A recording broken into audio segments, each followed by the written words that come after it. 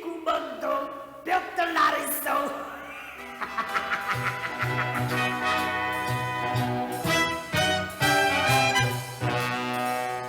정치유 3등이라 관세를 마오.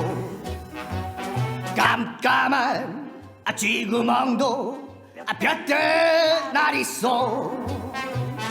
인기란 돌고 돌아 있다가 없는 것.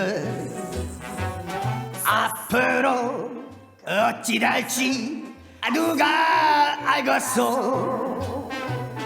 부정한 정치자들 뉴스 엎드려서.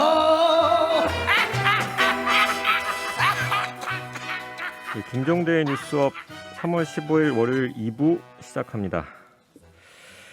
청취자분들께서 보내주신 문자 살펴볼까요? 비누 누나님, 임자원 변호사님 반갑습니다. 비누 누나님 제가 아는 분 같네요. 반갑고요, 저도. 예, 국회의원 전수조사 관련해서는 찬성 문자가 많이 들어오고 있습니다. 플랜트 이터널님, LH 사태 관련해서 반드시 국회의원 전수조사해야 합니다. 나야나님도 국회의원 전수조사를 제일 먼저 해야 한다고 봅니다. 국회의원부터 좀 털어보자라는 의견이 왜 이렇게 많이 나오고 있는지 국회는 알고 있을 겁니다. 저도 국회 내부에서 또 어떤 관련자가 있을지에 대해서 관심이 굉장히 높고요. 지금 이거 가지고 선거에 이용하려는 분위기가 없지 않은데 독립기구가 철저히 조사해서 다 공개되는 그런 결과로 이어지기를 저도 바라겠습니다. 이어서 킹마우스 임경빈 작가와 함께합니다.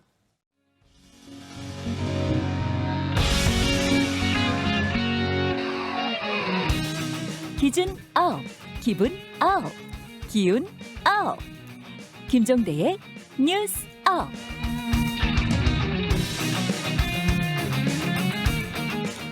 임경빈 작가님 어서 오세요. 안녕하세요. 네, 반갑습니다. 반갑습니다. 보니까 좀 안쓰럽죠.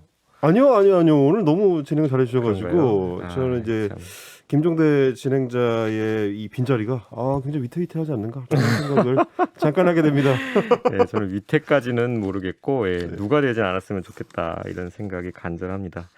오늘 준비하신 첫 번째 이슈는 어떤 걸까요? 자, 오늘 이제 손님이 오셨으니까 저희 뉴스업에 오신 손님을 위해서 기분 업되는 뉴스를 먼저 좀 전해드리려고 합니다. 휴가 얘기인데요.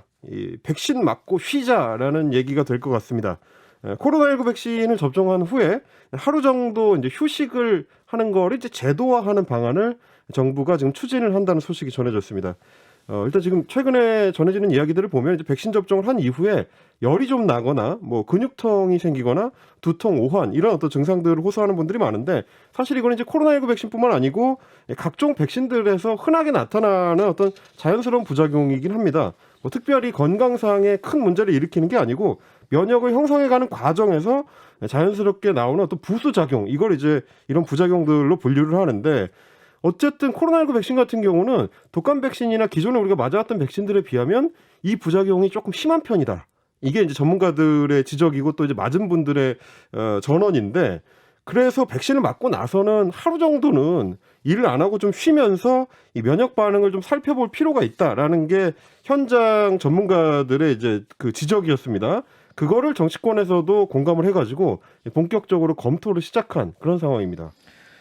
오늘 기사에 보니까 일본에서도 이걸 지금 검토하고 있다라는 기사가 나오던데요. 네. 이것이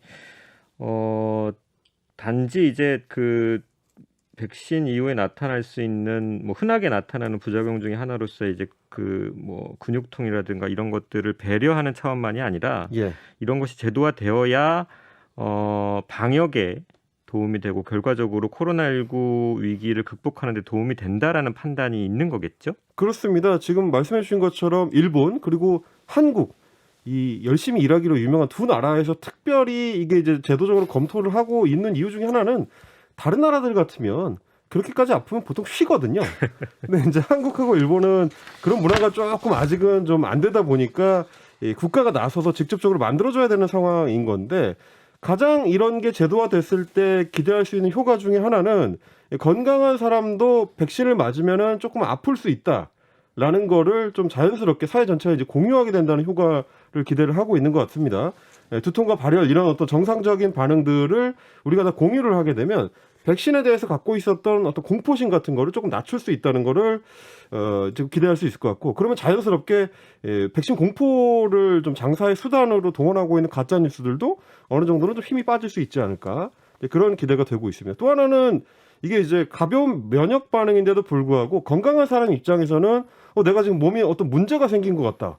백신을 맞고 나서 이렇게 아픈 걸 보니까 나한테 뭔가 부작용이 심각하게 나타나는 것 같다라고 이제 겁을 먹으시는 분들이 많아서 이게 이제 이상 반응 신고 건수 자체가 굉장히 늘어나는 경향이 있습니다.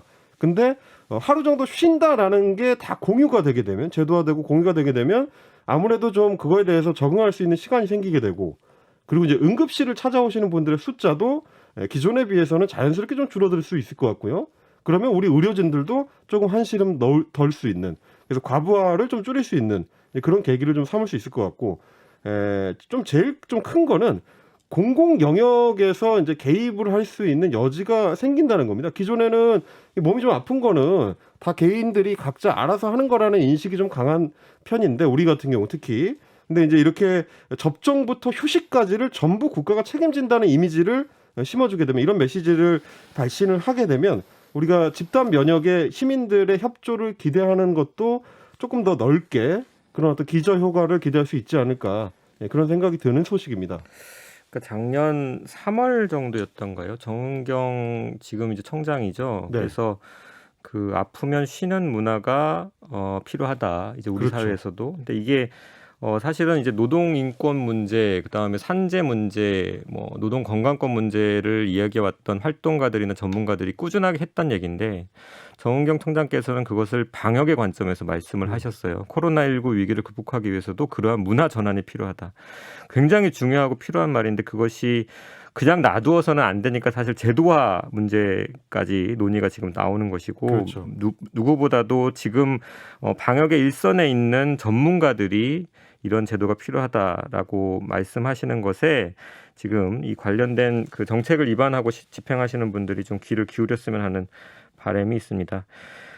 하지만 이제 그 일을 쉬게 되면 그만큼 수입이라든지 이런 부담을 가지는 분들이 또 있게 되겠죠. 네, 뭐 이제 제도화해서 휴가를 주려면 아무래도 이게 유급 휴가가 돼야 될 거고, 그러면 돈을 누가 낼 거냐 하는 문제와 맞닥뜨리게 될 텐데요.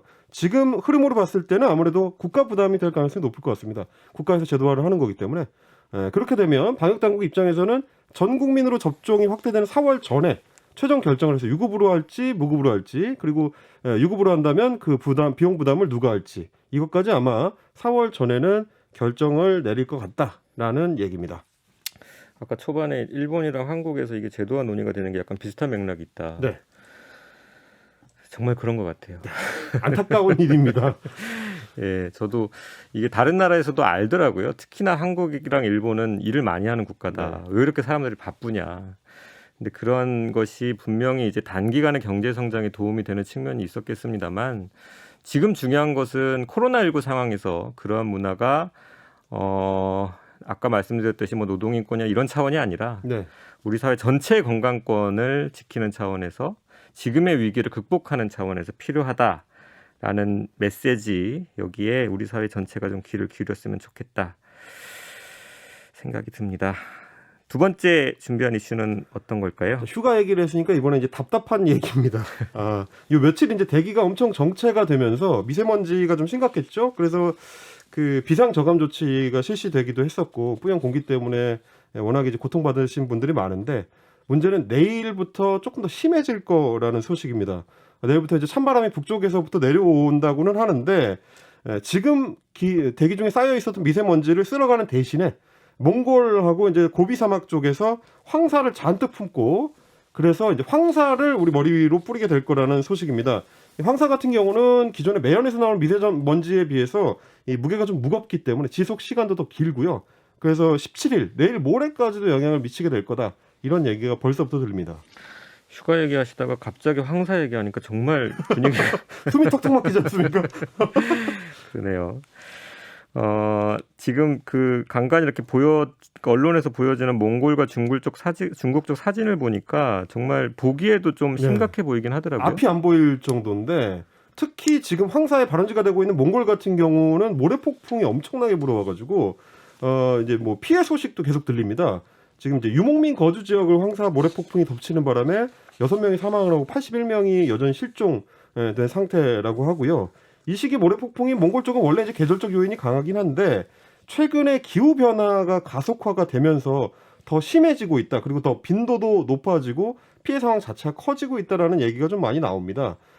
뭐 대체적으로 세계 평균 기온이 30여 년 동안 한 0.7도 정도 상승하는 사이에 몽골은 2.1도나 올랐고요. 그렇게 되면 기온이 올라간 만큼 이 사막이 더 넓어지는 효과가 발생을 합니다. 그래서 90년대만 하더라도 전 국토의 한 40% 정도가 사막이었던 몽골 지역 같은 경우는 현재 78%까지 사막화가 좀 급격하게 가속화되는 그런 상황인 거고, 그만큼 이제 몽골에 닥친 재앙이 이제 중국과 서해 바다를 건너서 우리의 재앙이 되고 있는 현실, 지구가 다 연결되어 있다는 거를 생각했을 때 이 기후 변화 문제에 우리가 다 같이 대처해야 한다는 또 다른 어떤 이유를 던져주는 게 요 며칠 동안의 미세먼지 상황인 것 같습니다.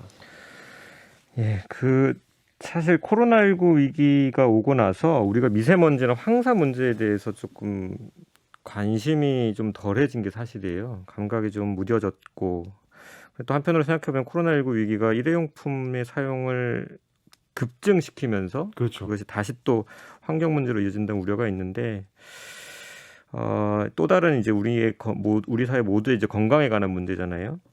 꾸준하게 우리 사회 전체가 관심을 좀 계속 가져갔으면 좋겠습니다. 오늘 준비한 소식 여기까지죠? 네. 예, 감사합니다. 수고 많으셨습니다. 감사합니다.